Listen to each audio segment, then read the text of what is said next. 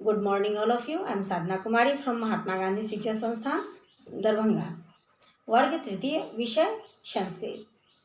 बच्चों, आज मैं आपके चैप्टर 9 को लेकर उपस्थित हुई हूँ। आपके चैप्टर का जो शीर्षक है वो है संबोधन कारक है। आपका चैप्टर 2 से आपका चैप्टर जो है वो कारक पर ही आधारित है। आज 8वां जो कारक है संबोधन कारक, इसके विषय में मैं आपको बताऊंगी। इस चैप्टर को पढ़ाने से पहले मैं आपको ये बताना चाहूँगी कि संबोधन कारक किसे कहते हैं। तो आइए देखते हैं संबोधन कारक। बच्चों, आपका चैप्टर है 9 जिसका कि शीर्षक है संबोधन कारक।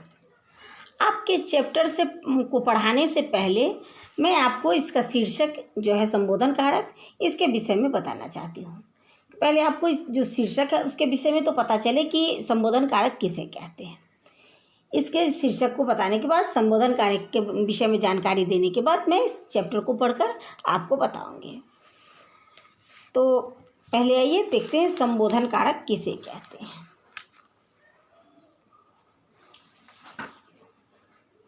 संबोधन कारक किसे कहते हैं, मैंने ये प्रश्न के रूप में आपको इसलिए बता रही हूँ, प्रश्न की तरह लेकर इसलिए बता रही हूँ ताकि यदि एग्ज़ाम में पूछा जाएगा कि संबोधन कारक किसे कहते हैं तो आप भी अच्छे से उसे बता पाएंगे।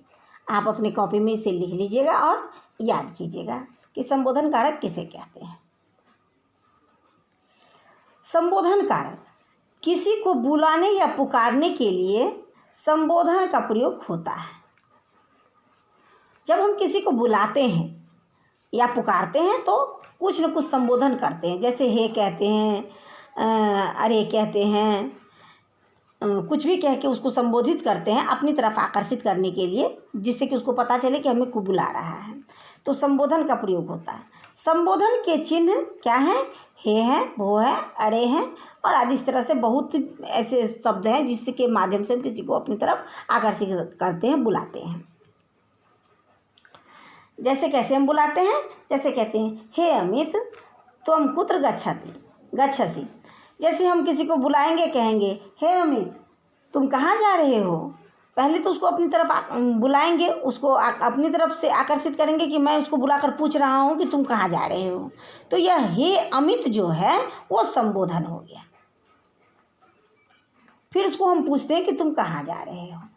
पहले उसको संबोधित करते हैं कि हम उसको पहले पूछते हैं कि हे अमित, और फिर उसको पूछते हैं कि तुम कहाँ जा रहे हो। पहले जब वो हमारी ओर देखेगा तभी वो समझेगा ना कि भाई हमको कोई कुछ पूछ रहा है। तो यही संबोधन जो है, संबोधित करने के लिए अमित को बुला रहे हैं, उसमें हे लगा करके उसको संबोधित कर रहे हैं, तब उससे पूछ रहे हैं कि तुम कहाँ जा रहे हो। तो यहाँ पर क्या है? यहाँ पर अमित को बुलाया या पुकारा जा रहा है, अतः अमित शब्द को संबोधन के रूप में हे अमित प्रयोग किया गया है। इसमें क्या होता है कि कर्ता के रूप का ही प्रयोग किया जाता है।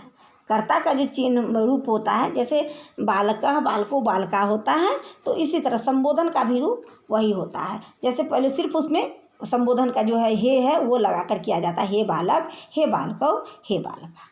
इस तरह से कर्ता के ही जो उसमें जो है संबोधन में कर्ता कारक का ही प्रयोग यानी प्रथमा विभक्ति का प्रयोग होता है। अब आप ये समझ गए कि संबोधन किसे कहते हैं। तो आप ये भी जान लीजिए कि संबोधन के बाद जैसे हम किसी को बुला रहे हैं, तो जैसे मैंने इसमें हे अमित बोला है, तो हे अमित के बाद आपको संबोधन के इस चिन्ह का प्रयोग करना पड़ेगा। इसका चिन्ह का प्रयोग होता है तभी हम समझते कि संबोधन हो रहा है। संबोधन कारक में ये चिन्ह लगाना पड़ता है। और इसमें 3 पुरुष होते हैं, प्रथम पुरुष, मध्यम पुरुष और उत्तम पुरुष। प्रथम पुरुष में यदि संज्ञा होता है तो उसके लिए संबोधन का प्रयोग होता है। यदि सर्वनाम होता है तो सर्वनाम के लिए संबोधन का प्रयोग नहीं होता है। सर्वनाम शब्दों का संबोधन रूप नहीं होता है। तो यहाँ पर जो है आपको ये जो संबोधन के बाद आपको क्या होगा, इस चिन्ह का प्रयोग करना पड़ता है। प्रश्नकर्ता, जैसे हम किसी से प्रश्न पूछते हैं। अब यहाँ पर जो तीनों मैंने बोला कि प्रथमा विभक्ति जो है वह होता है जिसके विषय में हम बात करते हैं, नहीं, प्रथम पुरुष जिसके विषय में हम बात करते हैं। प्रथमा विभक्ति तो हो गया कर्ता कारक। प्रथम पुरुष जिसके विषय में हम बात करते हैं। मध्यम पुरुष होता है, वो प्रश्न भी करता है और श्रोता भी होता है। और उत्तम पुरुष होता है, वो वक्ता भी होता है, वो वक्ता होता है, उत्तर देने वाला होता है और वक्ता होता है। तो हमें अभी आगे नहीं जाना है, अभी मैं आपकी जो है शीर्षक है उसी को समझा रही हूँ। तो संबोधन कारक जो है सो किसे कहते हैं? तो किसी को बुलाने या पुकारने के लिए संबोधन का प्रयोग होता है। संबोधन के चिन्ह हे, भो, अरे आदि हैं। जैसे हे अमित त्वं कुत्र गच्छति, तो हे अमित के बाद इस चिन्ह का प्रयोग किया जाता है। उसके बाद हम उससे पूछते हैं कि तुम कहाँ जा रहे हो, तुम क्या कर रहे हो, तुम क्या खा रहे हो, इस प्रकार से।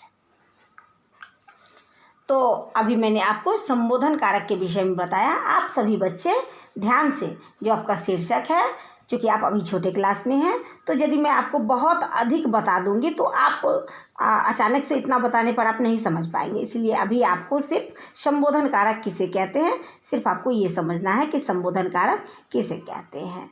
यह जो कारक का जो है 8वां जो कारक है, ये संबोधन, जो किसी को बुलाने या पुकारने के लिए किया जाता है, प्रयोग होता है इसका।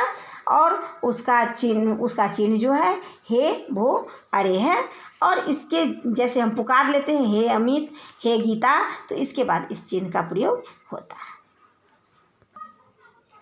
इस प्रकार से आज मैं जो आपका चैप्टर 9 है, जिसका कि शीर्षक संबोधन कारक है, इसके विषय में मैंने आपको जानकारी दी है कि संबोधन कारक किसे कहते हैं।